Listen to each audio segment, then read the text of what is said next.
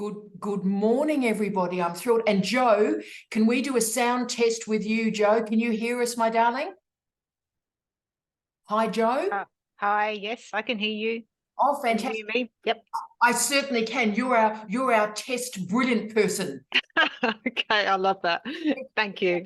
Oh, you're a superstar. And colleagues, we'd love to see you. So please feel free. There's no sort of weird things that are going to occur. Kim's in. We can't start without you, Kim. How are you, superstar? Good, thanks. How are you both? Oh, mate, that moustache is legendary, brother. I think it's plateaued. I don't think there's much else it's got in it. Well, I tell you what, that was a good, robust effort, mate. And you notice it's got that nice shape too.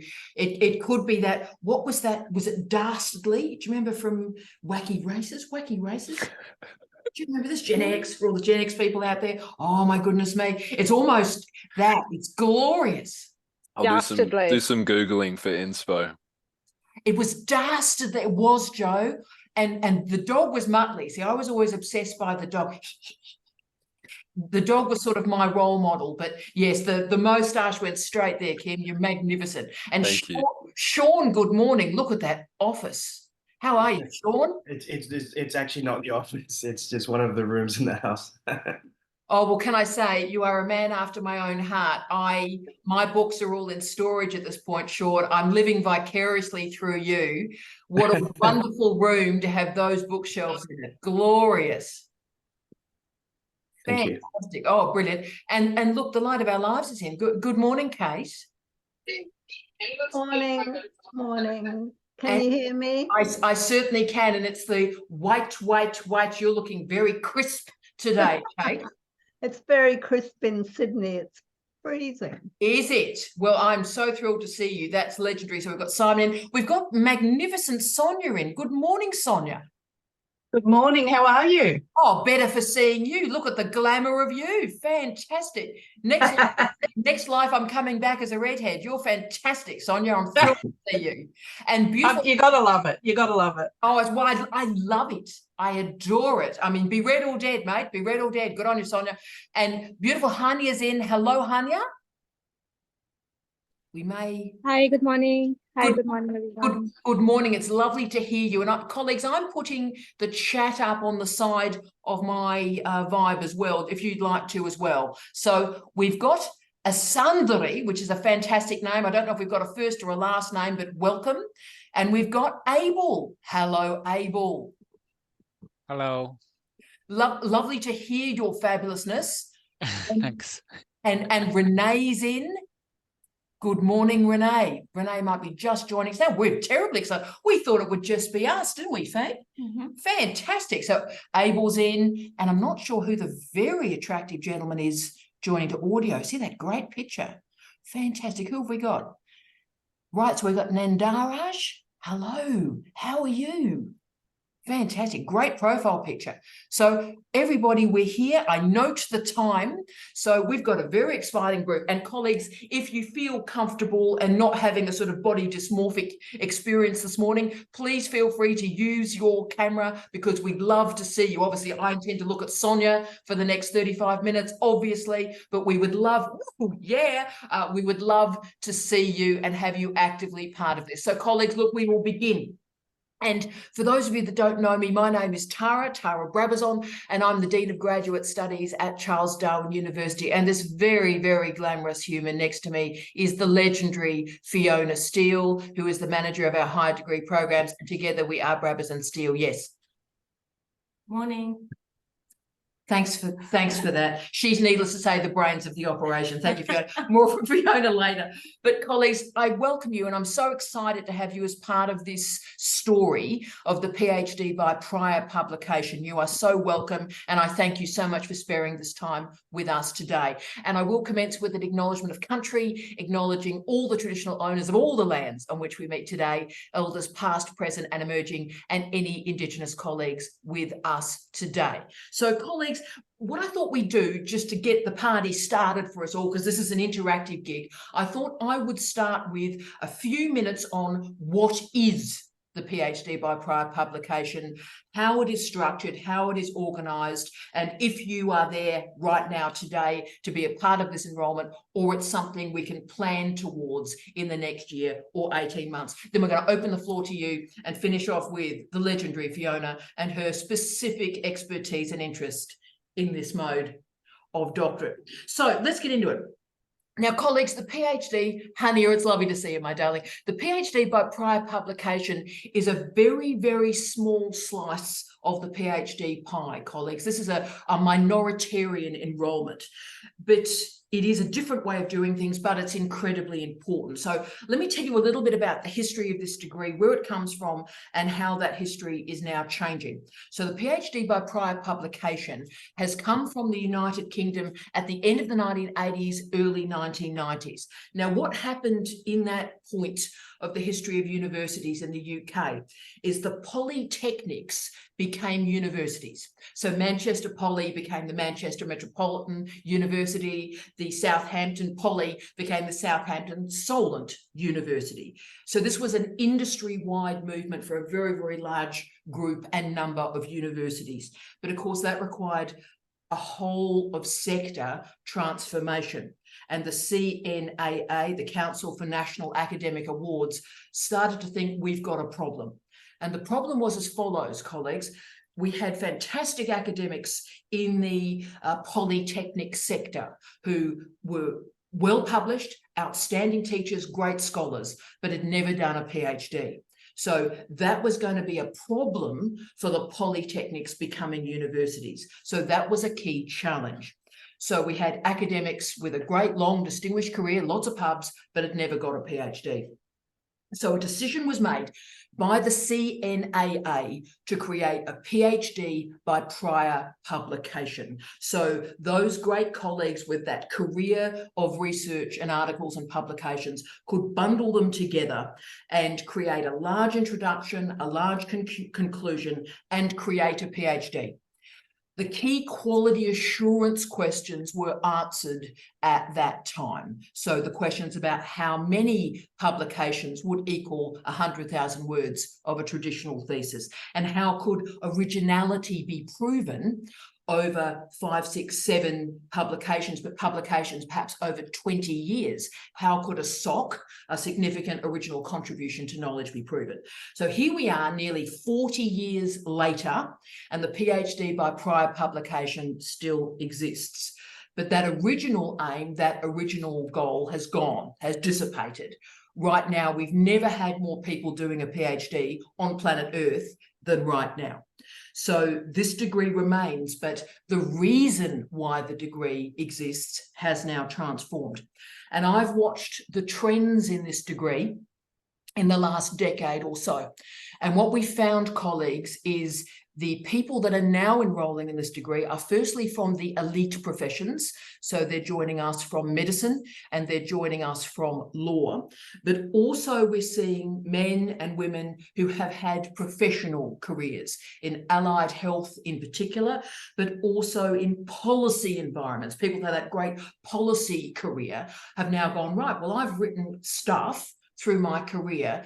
Can that be crafted and shaped into a PhD? And the answer is yes. So that's setting the scene about how we got here. Let me just quickly go into what a PhD by prior publication actually is. The PhD by prior publication, colleagues, has 2 parts. It has a contextual statement at the start that in some systems is called an integrating essay. And this is about anywhere from 10,000 to 40,000 words in length. And after that contextual statement, the second part of the PPP are the selection of publications. So it is possible, Fiona, it is possible to publish 6 or 8 publications clustered into a particular field and get yourself a PhD by prior publication. But in some ways, you've got to be lucky, because all those publications have to cluster into a particular area, a particular sphere, and you need to be able to tell the story of the research and how originality has been configured. So when we're doing that second half of the PPP, the first thing you have to do is select your articles. So how do students make this selection? Well, firstly, the first cut for you all is you must be the sole or the first author on the majority of those publications. Now, I'm aware in some disciplines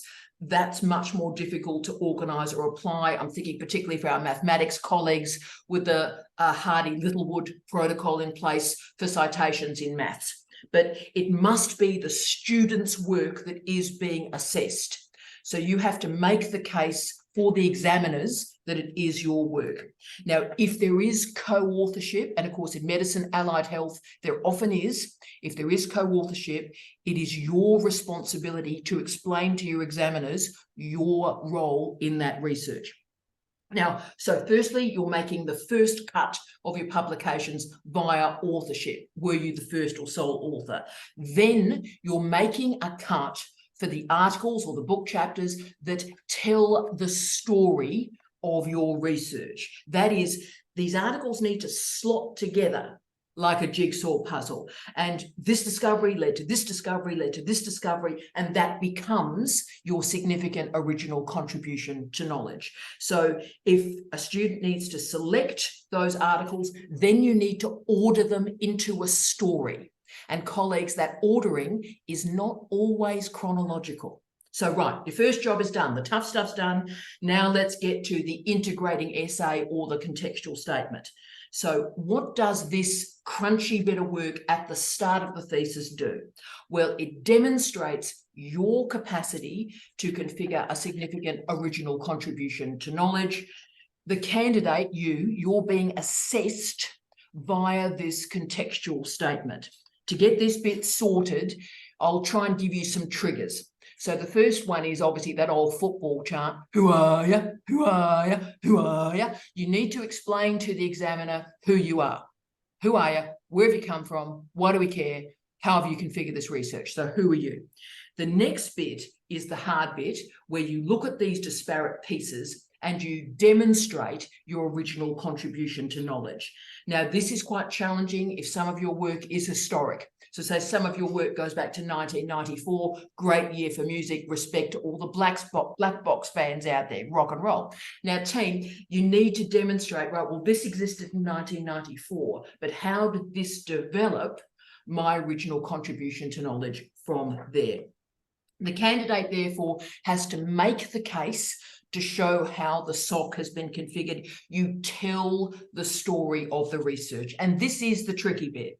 So with the PhD by prior publication, the trick and the challenge is to take these disparate parts and meld them together in the contextual statement, linking them. Now, I know that's hard enough, but you're linking them to prove originality.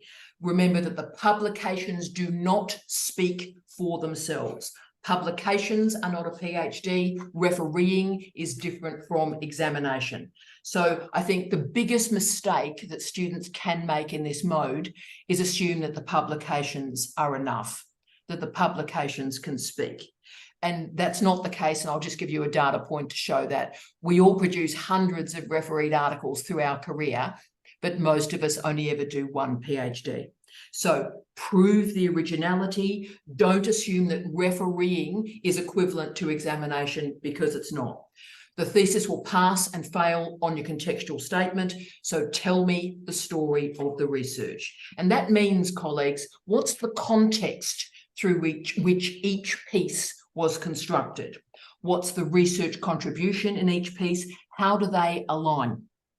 Talk overtly about each piece, citations if you've got them, how they've use impact and engagement narratives if that's useful. And therefore my final few comments about the PPP more generally are about what can be considered to be a publication. And again, this is a moving feast. This is very, very exciting.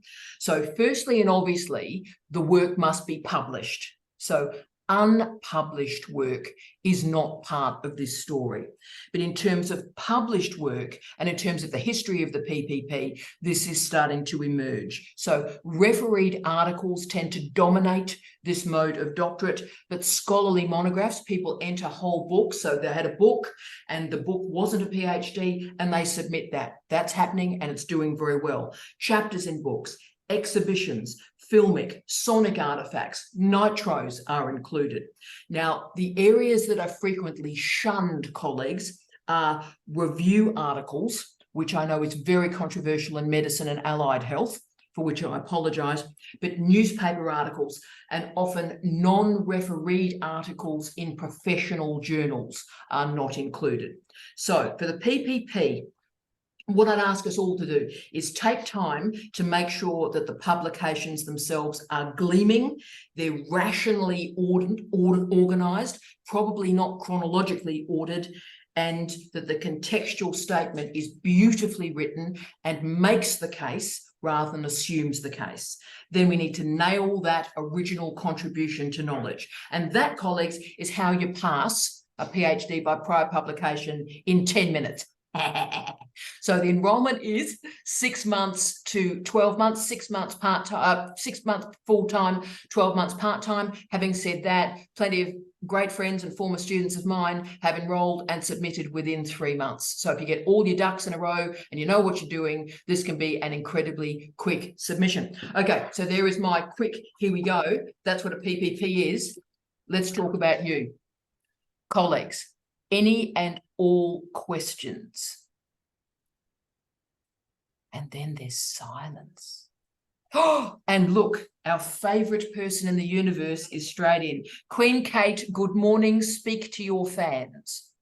Oh, I'm so excited to listen to this. Why, everyone? Because I've done a PPP. I finished a PPP at the beginning of the year. And who was my supervisor? Queen Tara. Oh, look, I loved it. Let me tell you, my background is nursing. I'm a hospital trained nurse from the UK. I then got university degrees in law, public health, and I started a PhD, an ordinary PhD on a couple of occasions, didn't work out. Then I heard of Tara and started listening to all her vlogs and then got one-on-one with Tara about how I could do a PPP. I already had 20 plus peer Reviewed publications, yes. other papers published, but the peer-reviewed papers, that's what Tara encouraged me to use. The first one was, I think, 1990 something. It was. So, and they're all on issues related to pressure ulcers, that's bed sores in patients in hospitals, the community, and aged care facilities. So, and all related to public health. I mean, my theses in public health and clinical nursing were on pressure ulcers and risk assessment. So starting and sorting out, I'm first author or sole author on all of these publications, which made it just wonderful. But with Tara's help, teaching me how to start at the beginning and make a story and how to link everything. So there's 11 papers in my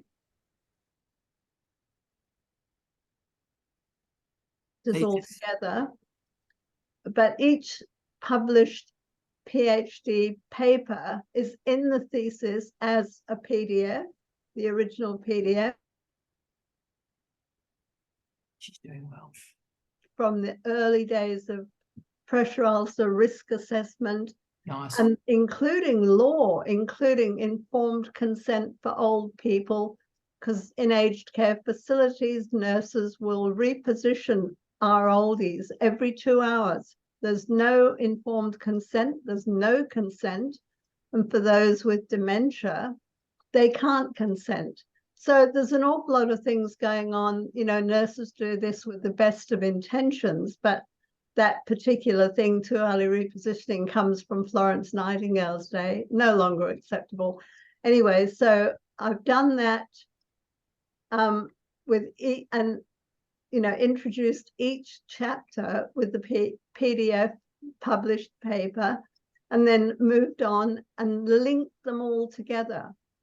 And I had, it literally took me 6 months, I think, Tara, and that was Christmas in between, so maybe 4 months of writing. And I had the most outstanding examiner comments of all time. I did not have to add one more thing. And I loved working with Tara, the best, the most dynamic, the most positive, the most encouraging person. But I finished in March, or I submitted in March. And I said in another Zoom meeting that we have every Friday, last Friday, I was sitting on my balcony watching the sun come up over the ocean in Sydney.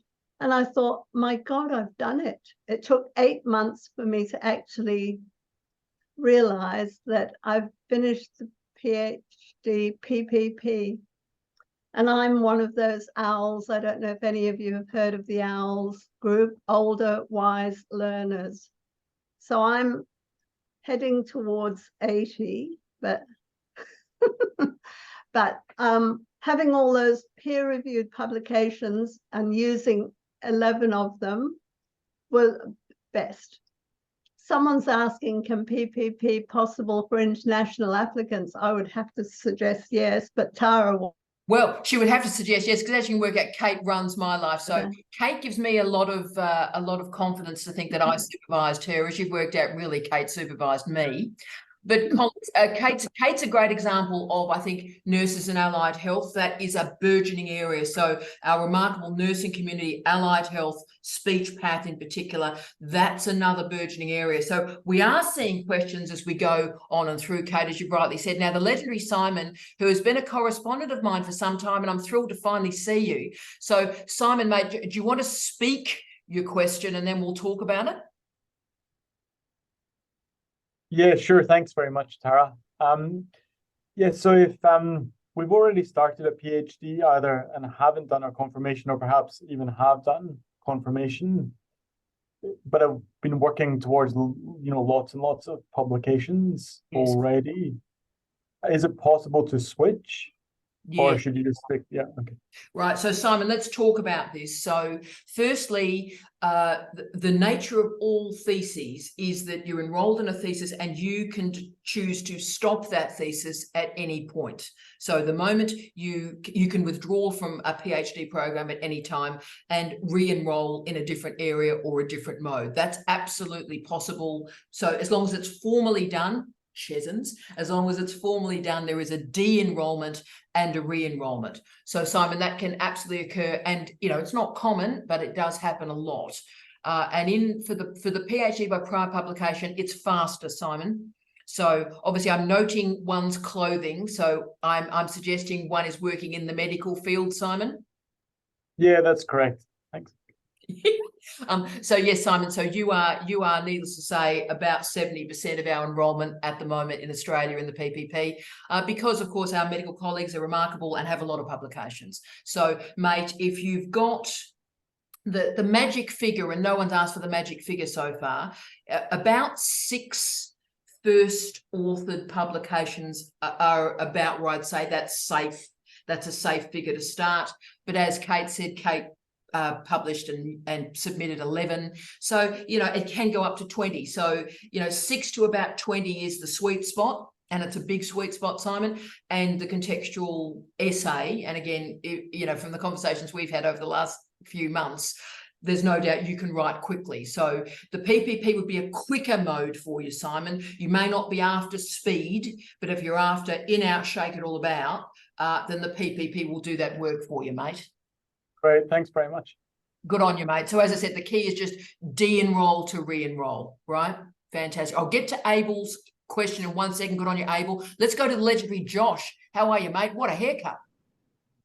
Yeah, I just come straight from the barber, so I'll pass on. It worked. Yeah, apparently, and I'm glad a legend.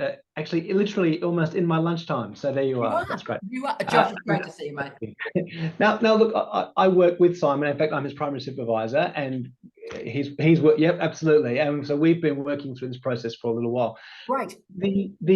The confirmation has been our challenge. So Simon's pumping out 12, 15 papers a year, all high quality science, all informing clinical practice. The barrier for us has been this confirmation. Now, that being said, the context that you described, the story that you were telling us, that to me sounds a little bit similar to, in fact, the confirmation, this 10 to 15,000 word document, which is a review and sets the context, sets the story for the subsequent work. Yes. So I'm just wondering, in Simon's case, it may well be that the thing that we're struggling with mainly is actually the confirmation, having time to do that. It may well be that what we're doing by getting this context setting document is pretty similar to the confirmation, isn't it? Look, Josh, mate, it is. And I think that's a great question. And again, that's why I suppose, did the history of this particular degree, because as you can see, this is not geared, Josh, for, our 22-year-old physicists. And they're a wonderful group of students. This is geared for our serious professionals who are busy, who have had a life and had experience. And so the COC as such is not really required to see if you can benchmark, to see if you can do the work, because you've already done the work, right? So the nature of a PPP is there is no COC. Follow the acronyms, everybody. The PPP, there is no COC, because you submit before a COC would be delivered. So you submit at the 6-month mark as such. So Josh, just to help, and there'll be a lot of supervisors that are watching this. Josh, from my perspective, the difference between the integrating statement and the COC is there's more attention, if possible, to impact and engagement, more attention to the citations, if possible, from the publications. And also, Josh, if we can look at how the research has moved, and it may be moved into professional communities, for example, so it may not be citations yet because it's all in the last couple of years, and that's understandable. But if you can show how it's been used in and by professional organisations or in clinical practice, the movement of the publications is part of that contextual statement. Does that help? It absolutely does. Thank you, Tara. No, that's very, very clear. We might have some supplementary questions offline, but that's an excellent start. Thank you very much. No, Josh, that's great. And mate, as a supervisor, this is a very different beast. So I'm so thrilled to have you here. It's a very different way of supervising. And we just sort of need to grasp that, I often talk about it as a slice of the PhD cake. Actually, it's the bologna sandwich, or indeed you could do your posh argument, but it's completely different. And it's a different way of supervising, because we're dealing with colleagues. This is much more a colleague-to-colleague engagement. As I said, you heard Kate. I supposedly supervise Kate, Josh. No one supervises Kate, Josh. No one, right? So it's about partners looking at these great publications, shining them up and showing their value for a new examiner audience. And that's the trick of this supervision, Josh. He's legendary, isn't he? I'm so glad, Josh. That's great that we have a supervisor. It's brilliant. With that haircut. My God, Josh. Let's go to Abel. G'day, Abel. And look, I'll read your question. I'd love to sort of hear you and see you if you'd like to say hello. Is a PPP possible for international applicants? Mate, absolutely. Absolutely. And one of the big audiences for the PPP in Australia, but in the United Kingdom as well, is for our international colleagues. The reason being, it's short, it's sharp, you can do it offshore. So we'd love to see you, in this country, but we'd also very much welcome an offshore, or what we call a digital doctorate. So the PPP is very much a digital doctorate. You can do it from anywhere in the world. Meet supervisors weekly. Like I meet Kate. Kate and I have never actually met face to face, but we met weekly through synchronous means. So absolutely, Abel, mate, it's possible to do that. Does that answer, Abel? Talk to us, mate. Say hi. Does that sort of answer your question a bit? Yes. Maybe I need to work on the admin issues, the enrollment, funding, and something like that. So, but it's very clear, yeah. Oh, that's great. Oh, fantastic. So yes, it's in terms of fees, there is a fee for obviously an enrollment fee for 1 semester. So the other gift of this is if you get all your ducks in the row, if our students get all the ducks in the row, know what their publications are going on, know what they have to do in the contextual statement, then this can be incredibly quick. And of course, for our international colleagues paying fees, that reduces the fees a great deal. Yeah, yes, definitely. Fantastic, mate. That's brilliant. Now, who else have we got? Thanks. Oh, you're a legend. I'm not following these questions here. So please ask us anything, team. We love to hear from you. I'm handling this. That's great. So, Kate, Sonia, you're a legend. Thank you, Sonia. Sonia, have you got any vibe on this? Well, I feel like I'm a bit behind the 8 ball because I'm right at the beginning. Like, so I'm not involved in a PhD, or I'd never considered it. I'm a nurse by trade. I've been a nurse for 30 years. Hi, Kate. Yeah, I know. And, you know, it's a different space for nurses with PhDs. And I've worked with vulnerable people for 30 years. And half a decade ago, I saw a gap in our local emergency departments. And I was a nurse unit manager running a service across 5 hospitals, and decided people coming to emergency departments who are homeless, lonely, full of anxiety, a lot of social issues, and EDs are amazing, but just not great spaces for those social issues. Yes. And long story short, I ended up quitting my permanent role, and I went out on the street in our local region with a nursing kit from my car boot, and started street health in Australia half a decade ago. I established a service named Sunny Street, which was a nationally award-winning service. We had over 30,000 consultations and conversations on the street. Then set up a COVID clinic and jabbed and tested 80,000 Australians. After 5 years, the funding fell out for the service, and that was a huge it was a horrible thing. But since then, I've started 2 other companies. One is Contracted Health Services, named One Bridge. Can't keep a good girl down. And the other one is Lakay Connect, which is a charity which will continue Sunny Street's work. And in that journey, I had a professor, I think she's assistant dean from a university here, and she'd watched my journey and said, you need to apply for a Churchill Fellowship. Yes. So I did, and I was successful in the 2022 Churchill Fellowship round for Australia. So I travelled this year on my own for 9 weeks to like 7 countries and 9 cities, studying equity and access for vulnerable populations, accessing primary healthcare and palliative care, to bring back recommendations for Australia. And I'm currently writing my report for the Churchill Fellowship, but so many people along my journey are like, look, you've done this huge work in Australia and you need to do a PhD. And I've kind of gone, oh, no. I'm busy doing the things, but the Churchill Fellowship experience changed my life. And I realized that while I was operationally providing equity in relation to healthcare, and we also have a different model, it's not a biomedical model, it's more of a social model, and changing the way that we provide healthcare. So we teach students, we do all kinds of things in this space around a different way to provide healthcare.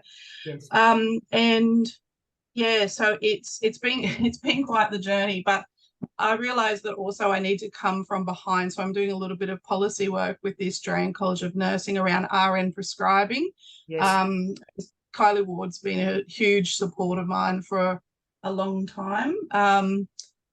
I won a health minister's nurse trailblazer award back in 2021, and that's how I kind of got involved with the ACN. So I realised that I have to get involved, you know, operationally and from a policy perspective.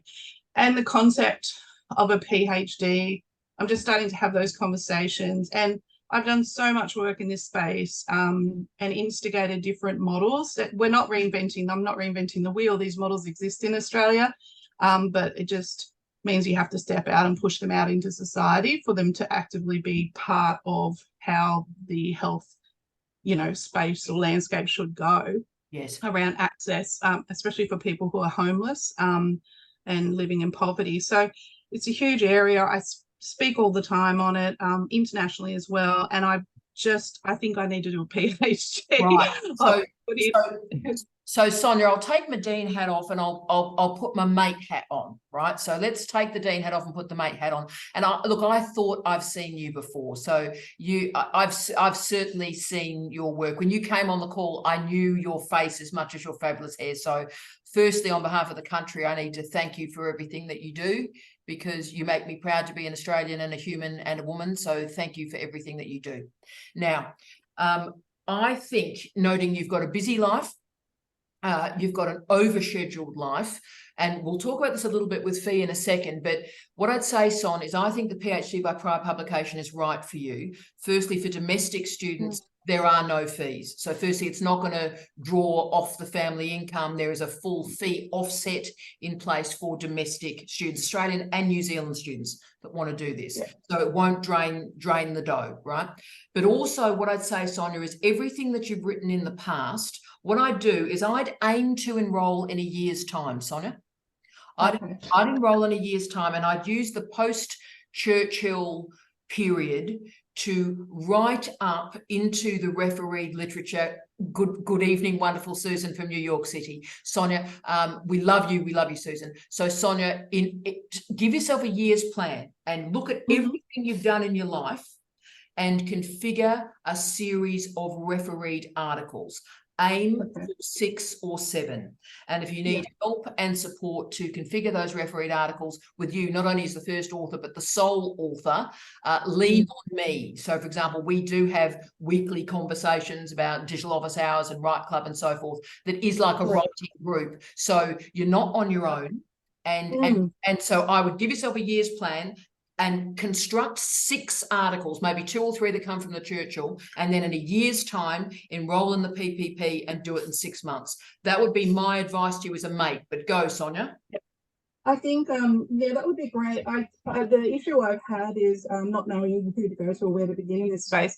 And also quite often when I go to certain spaces, that person, I've had probably 4 times where there has been an opportunity to be a publication, but there's an argument about who's first. And for me, I'm like, I developed the model, I've done the work, it cannot be someone else's name. So that's what I come up against. So I need to have an opportunity where, my work and the work I've been doing for 30 years and in Australia for the last 5, that I, as a woman, have credit for my own work, So Sonia, we were meant to meet today. So Son, I've published so much in my life. I don't need anything else, darling one. So Sonia, lean on me.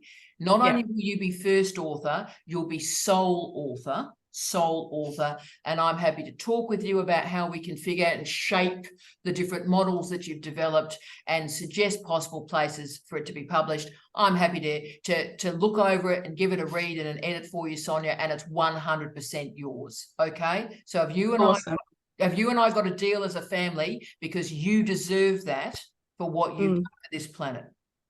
Yeah, thank you.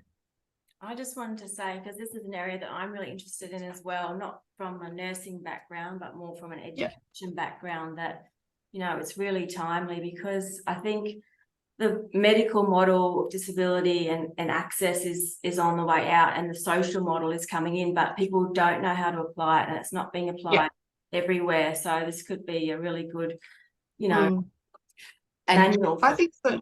Yeah, and I think so. I think so too. And for me, just personally, when I first started Sunny Street, I was a year in developing, Sunny Street. I left a marriage and became homeless myself, and so then, I was still building a homeless service while I was homeless, and I didn't want to dip my toes into that reality too much, because I thought I still had a lot of privilege. So I still was educated and I still had opportunity. And so Sunny Street was developed from that. So it's, there's a huge amount of dedication in that space. And you're right. I think there is a space for specialist biomedical model, and that's required. But I think, you know, I think personally that needs to go back to community more, and we need to teach some of those skills that we've specialised back to community. And so, yeah, you're right. Yeah, I appreciate your input. And Sonia, what you've just said there, and luckily we are recording this so you can transcribe yourself. That's your significant. I forgot we were recording. No, that's right. When I say, darling, that's your significant original contribution to knowledge. So what you've just said there in those two sentences is your SOC. So you've done it. Yeah. Right. So you're stuck with us now in a sort of electronically tagged fashion, right? So we'll talk about Fee in a second, because Fee and Sonia might be about to do the same thing and have timelines and time zones for it. So Sonia, we'll come straight back to you. You're precious. I can see the wonderful Joe wants to talk with us. I'm so excited. Good morning, Joe. Morning. Hi. Hello. Loving your enthusiasm. I'm not sure, you can't see my blurred background, but I am sitting in a university, and I'm I thought here you're on on the Starship Enterprise. It's fantastic. Oh, it's certainly something. So my question, I'm going to start with the simple question first. And that is, so I'm an academic. I teach drawing, design, illustration. So I'm in the creative area.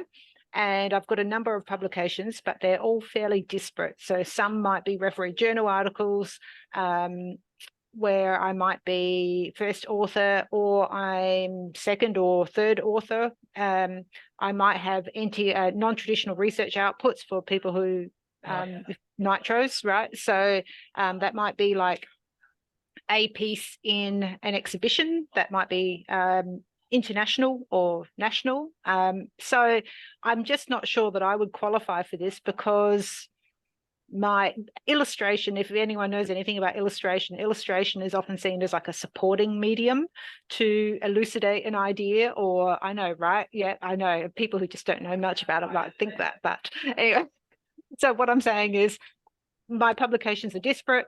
And then also, when you mentioned exhibitions before, you know, did you mean whole bodies of work, or could it be single pieces in exhibitions? So Joe, I'm having one of those weird existential moments where you and I were meant to meet today as well. As you might know from my background, I was a former head of department of creative media. So my design crew were my life. So and I can feel them like applauding you behind me, Joe. So firstly, good on you. Design enables all of the creative industries. You rock, Joe. Now, the first thing is, where we start now is maybe not where we'll finish. I'll start there, Joe. So we might have, as we've talked about with Sonia, as we'll talk about with Fee, we might have a 6-month plan where we look at where perhaps 2 or 3 of the objects and the articles have a cluster, and we add to them, Joe. So in other words, we go, you know what, maybe I need 3 articles in these particular areas as the first or sole author. And you know what, Joe? We write those to suit the PhD by prior publication before you enroll. So what I do is, firstly, the nitros rock and roll, mate. When I wrote the policy for the PhD by prior publication at CDU, I wrote it so that nitros are simply part of the story, mate. So nitros, non-traditional research outputs or objects, depending on one's paradigm, that is part of the vibe. So they can be entered, you know, a whole exhibition, yeah, if you like, but actually it's the objects in there that I'm interested in, Joe. So those objects, so if you can find a way to have 1 or 2 refereed articles, maybe stretching it to 4 or 5, and then they dovetail or hook into your nitros and cluster, that's your PhD by prior publication. And Joe, that's not a problem at all. That's magnificent. That's great. Go again, Joe. No, I'm not sure what else to say. I think you've answered my primary question, and that was the single piece in an exhibition. But yeah, it's about managing and being strategic around what those future publications might be. Because I love working with people in my research outputs, and I'm very much a you know, I'm happy to work with people, and I'm excited by other people's ideas and having that springboard and then seeing how it all works together. But I think I need to probably have a bit more consideration and then maybe talk with you offline if that might be possible. Oh, I'd love that. Some point. As I said, same deal for you as for our Sonia. And Joe, I think, and I want to speak on behalf of all my design colleagues, you are the best of collaborators. You are decent, ethical people. And like our statisticians, actually, I would argue, our whole system functions from your expertise, and you get left by the train tracks. So Joe, as a favour to me, how about for the next year, we make you the star of your own life? And we serve you and we serve your PhD by prior publication so you can enable the design future of others. Well, that certainly sounds wonderful. Yeah, okay. I'll have a bit more of a think, and I'll definitely get back to you. And I appreciate your appreciation. Thank you, because yeah, it does feel like, yeah, you kind of do get left a bit off to the side. So yeah, I can see what you're saying. So thank you. Oh, well, you've got a deal, Joe. That's fantastic. Brilliant. Thrilled. Now, I see Hani has asked us some wonderful questions on the side. And obviously, colleagues, please keep asking questions. So Hani has asked, does a publication of conference proceedings? Yes, it does, Hania. If you can ensure the best, it's easier if it is refereed conference proceedings. Most, of course, from computer science and engineering are. So I don't know your field, Hania. Do you want to say that to us, Hania? Do you want to say... Yeah, sure. I'm currently a PhD student from Faculty of Arts and Society. I'm halfway in my PhD journey. I've completed around 1.5 years of my PhD. So I am in that phase when, because obviously you want to make your work visible to the world. Otherwise, I believe that it's of no use. So what I'm doing is that it's just by choice that while I'm writing my PhD, I'm also opting for publications because obviously the world needs to see it. Yes. So and right now I'm kind of stuck in that phase where you've kind of started your academic journey and you experience challenges such as kind of time lags when it comes to publications. Yes. Because it takes around 6 weeks for any good journal to give back a review, and unfortunately, and it is the part of the whole game that if the work is rejected, then obviously you have to consider another suitable yes. journal for publication, and that obviously leads to the time lags.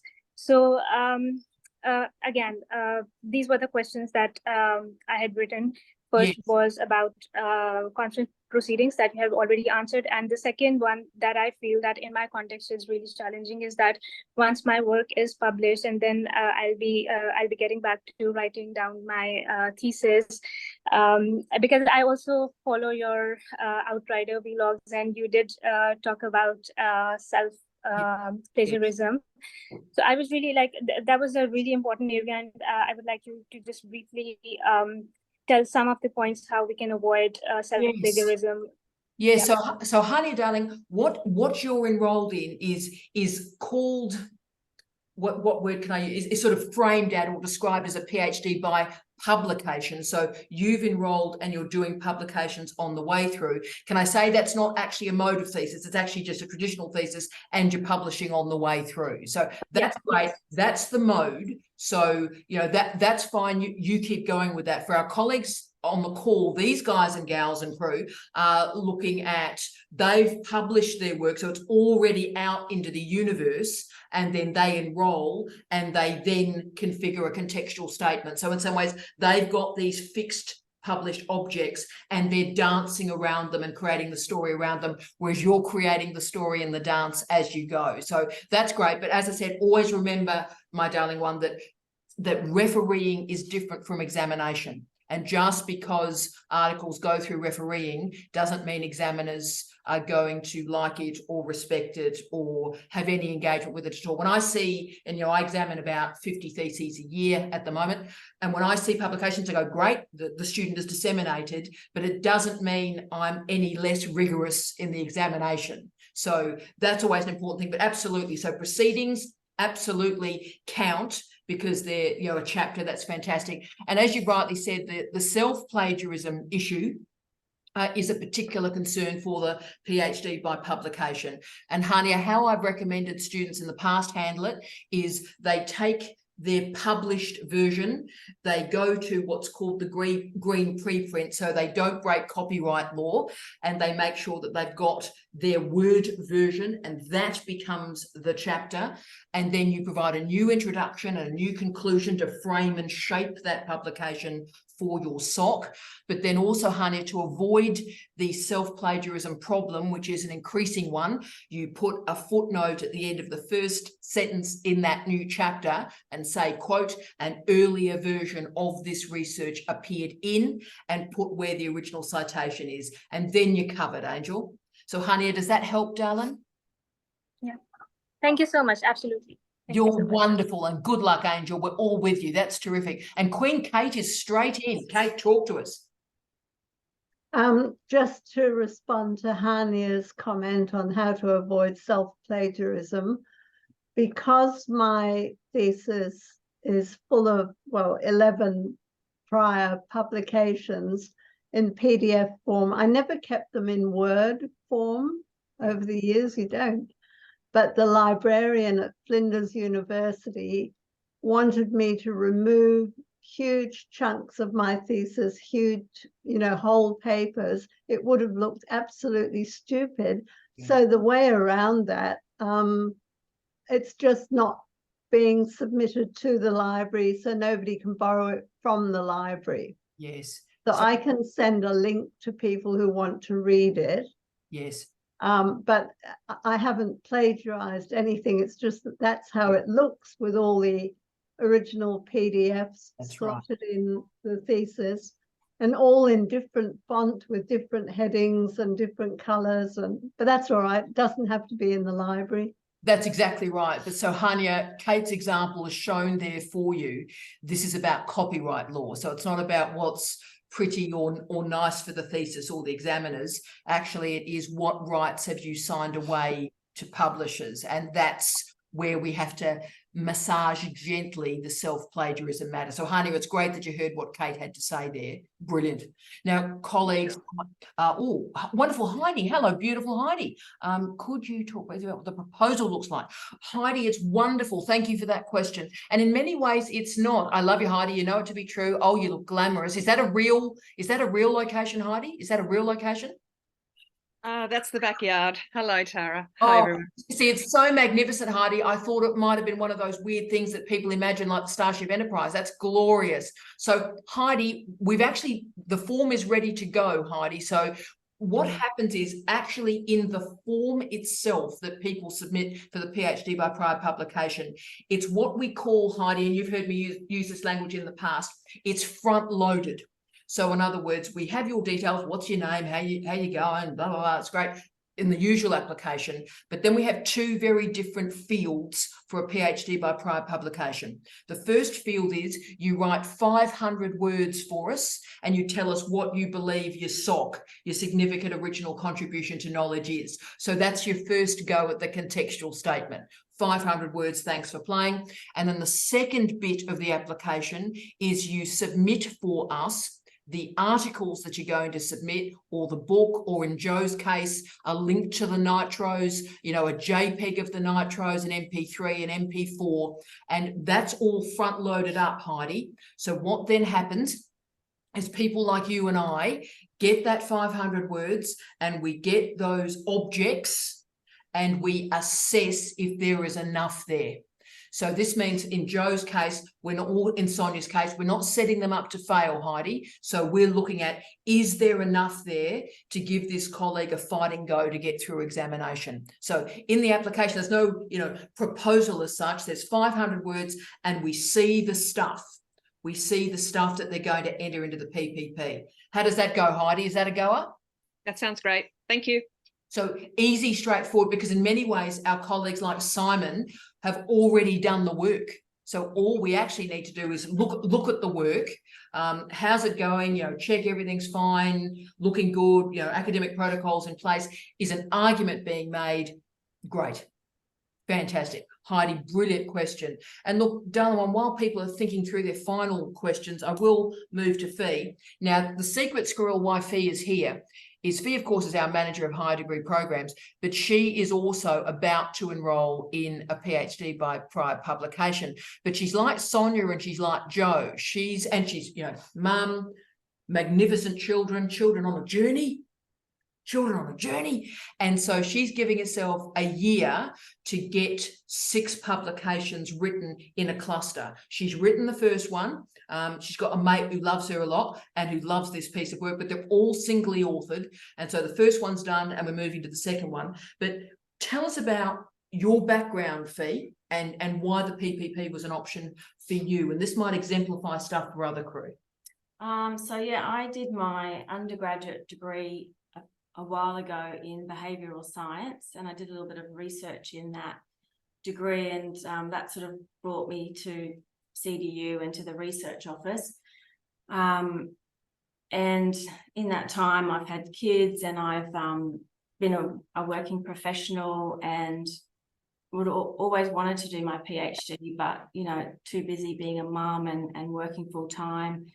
And then earlier this year, my 9-year-old son stopped attending school, and it sort of threw my life into chaos. I didn't know what was going on. I didn't know how to deal with it.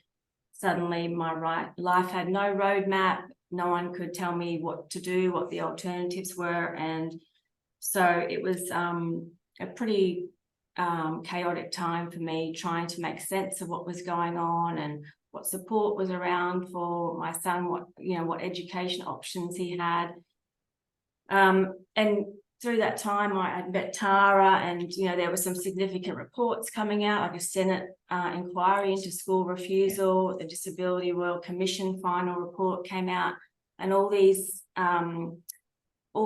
reports were talking about access for people with disabilities, and my son has disabilities, complex needs, and it started to help make sense of what was going on in our family.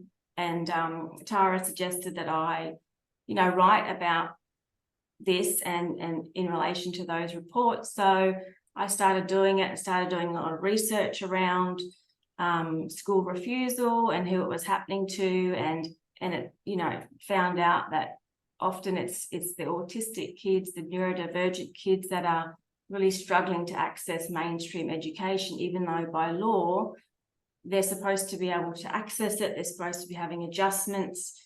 But there's a lot of issues in the education system, and it's tricky. And through my writing and researching, it's really helped give me meaning to what we're going through, and helped reduce my sense of isolation and distress, and even helped me to try and come up with some solutions.